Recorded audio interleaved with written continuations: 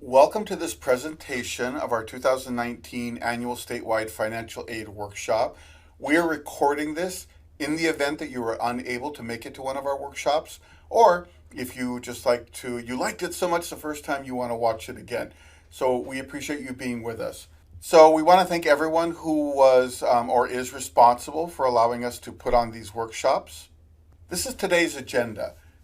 So we're going to give you some basic information about the California Student Aid Commission.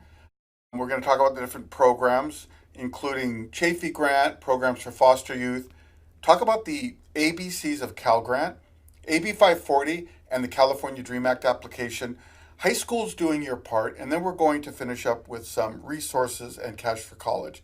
Now, you notice the camera on the lower right-hand side of the screen.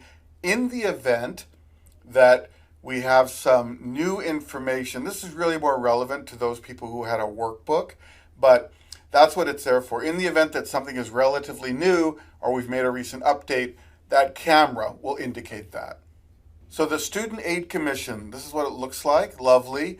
We were created in 1955 by the legislature, and we continue to be the principal state agency responsible for administering financial aid programs for the state of California. So that means that we assist students who are attending public and private universities, colleges, and vocational schools throughout the state of California.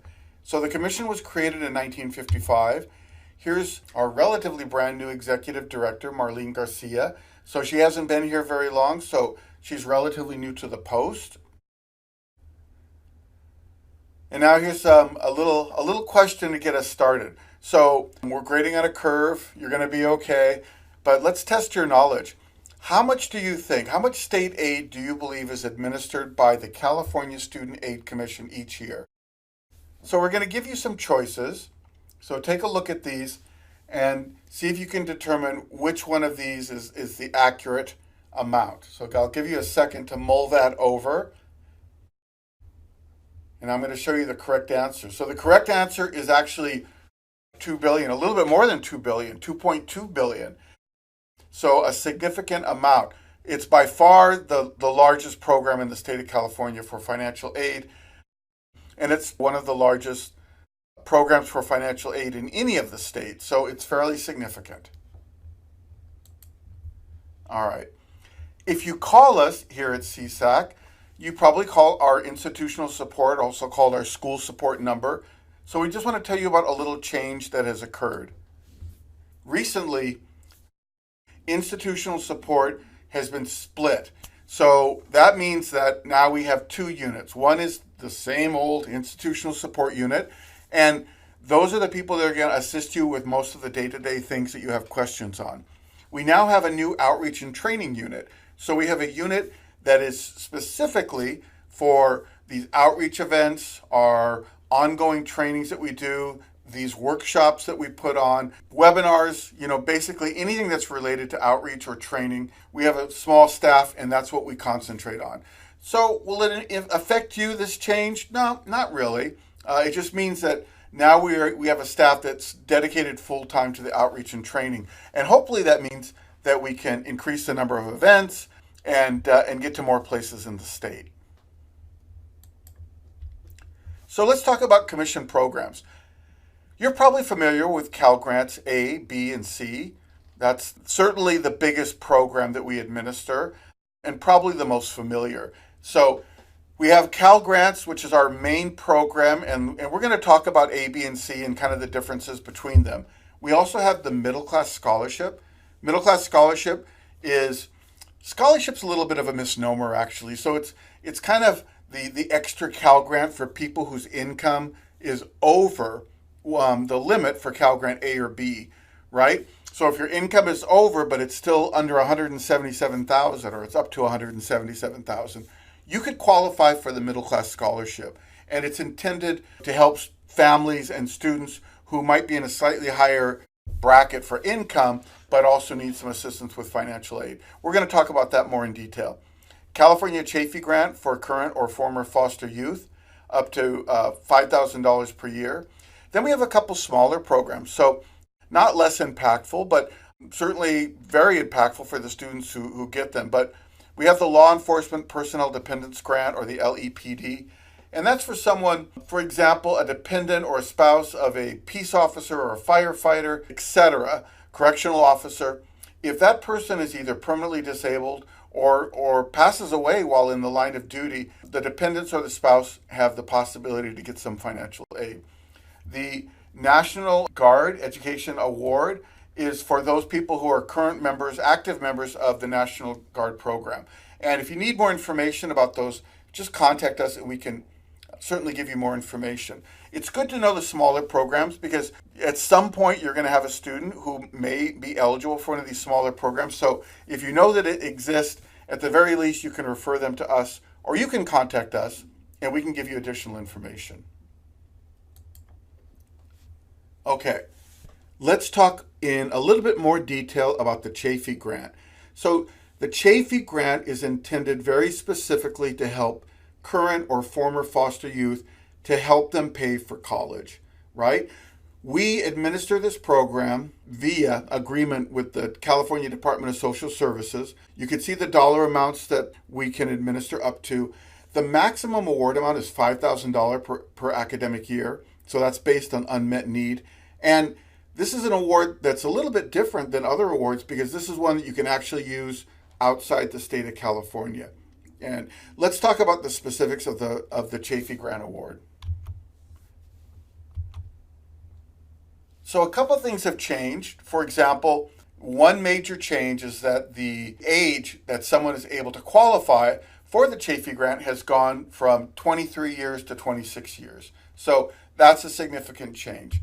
The other thing is that students who had applied previously and maybe they had maxed out at 23, they're automatically given consideration under this. So if they lost their award because of their age, but then we're now eligible because the age expanded to 26, that will happen automatically.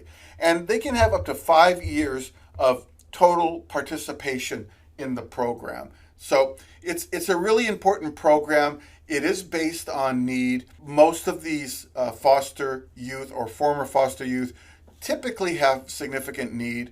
So a lot of them get that full $5,000. Now, if they don't have that much need, then that award will be prorated or changed to whatever amount they can actually receive. Now, the other thing about the Chafee Grant eligibility is that we talked about being a current or former foster youth, and this is for at least 1 day between the ages of 16 and 18. Like I said, Chafee Grant recipients can receive up to 5 years of payments. They can't have reached their 26th birthday as of July 1st of the award year. Also, to be eligible for a payment, students have to be attending at least half time, so very much like the Cal Grant, right? They have to be making satisfactory academic progress, and they have to have sufficient unmet need. So a student, for example, who's getting a full Pell Grant, a full Cal Grant, maybe some other aid, they may not have enough unmet need to get the full $5,000 for the academic year. So that could be prorated. Or they may not have enough need to even get the Chafee Grant, which is very unusual, but it could certainly happen. All right, so let's talk about some things that potential Chafee Grant applicants don't have to do to meet eligibility. So here's a list, right? They don't have to provide a GPA. They don't have to be a high school graduate. They don't have to meet the ability to benefit requirements, register for selective service, be clear of default or overpayments, or apply by March 2nd. So there's a lot of things that are not required of the Chafee Grant students to meet the eligibility requirements. Now, I will caution you that I'm talking very specifically about Chafee Grant, and I'm not talking about Cal Grant. In order to get both, the student would have to meet the Cal Grant very specific requirements to get Cal Grant, right? But they don't necessarily have to meet all of those to get Chafee Grant. A lot of the students certainly get both, and that's why we would want them to apply by March 2nd, because that would give them eligibility for both a Cal Grant or a Chafee Grant. So we have something that's relatively new, and it's this Cal Grant B for Foster Youth program.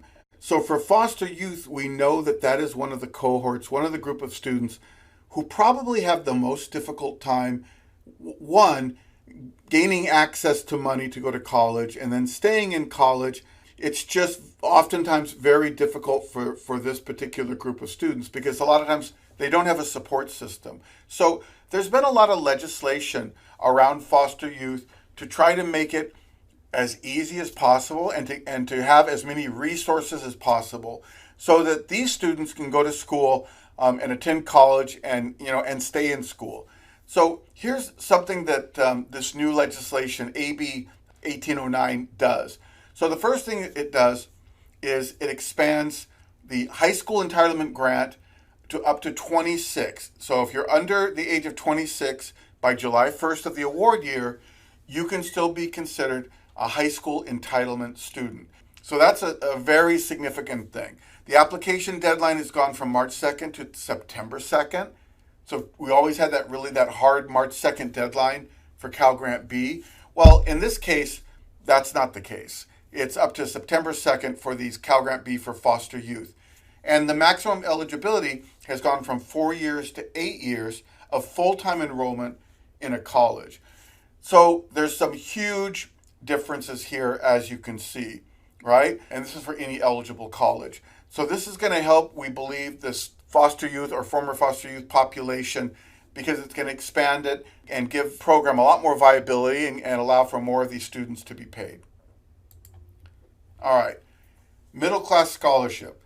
Like I said previously, middle class scholarship really is a bit of a misnomer. It's not so much a scholarship as it is just another type of grant, right? It's kind of Cal Grant Plus. So if a student can't get typically, let's say, Cal Grant A because the family income is over the ceiling, they'll be given automatic consideration for middle class scholarship. So let me repeat that. Does the student have to do something special to apply for middle class? No. Is there a separate application process? No. What do? They just have to apply with an on-time FAFSA or DREAM Act application. And like I said, if they don't get a Cal Grant A because the income is over, they'll automatically roll into the pool for consideration for middle class scholarship. So here are the middle class scholarship requirements. You have to be enrolled at a UC or a CSU. You can get up to 40% of tuition and fees. So that means that at a UC, you can get over $5,000. And at a CSU, you can get almost $2,300. So it's significant. When it first rolled out, it was not significant. But now this program has rolled out to its full potential after 4 years, and students can now get up to 40%. Students have to be enrolled at least half-time. You can receive the middle class scholarship for up to 4 years. You can't have a bachelor's degree, so exactly like the Cal Grant, regular Cal Grants, you can't have a bachelor's degree. And you have to be under these dollar amounts for both income and assets. And as you can see here, that's $177,000.